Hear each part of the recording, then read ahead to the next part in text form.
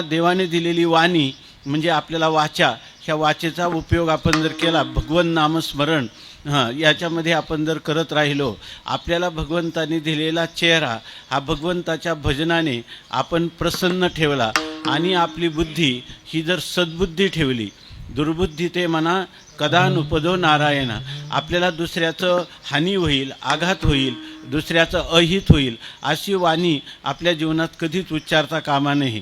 आटू वेगू विंदाणू आशा शंका प्रतारणू हे संन्यसेले अवगुणू जिया वाचा, ज्या वाचेने हे आढ्यतेने बोलणं, धूर्तपणाने बोलणं, असत्य बोलणं, वेगाने बोलणं, या ठिकाणी कापट्याने बोलणं, असं बोलणं मनुष्य जीवनात अपेक्षित नाही. देवालाच ते आवडत नाही. मी याला वाणी दिली कशासाठी?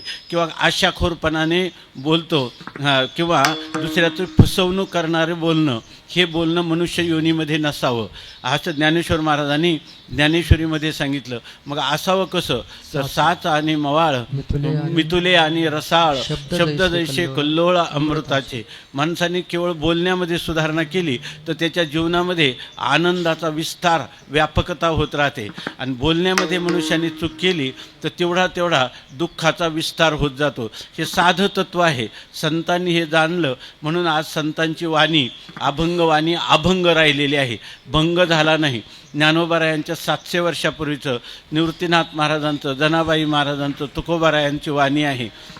आपल्याला आपल्या आजोबांची पंजोबांची नावं सांगता येत नाही, पण ज्ञानोबा तुकाराम आपल्या वाणीमध्ये आहे. याचं कारणच जर काय असेल तर यांनी जो वाणी आहे ती पवित्रते वाणी, काय पवित्र तो देह वाणी पुण्यवंत जो वदे अच्युत सर्व काळ.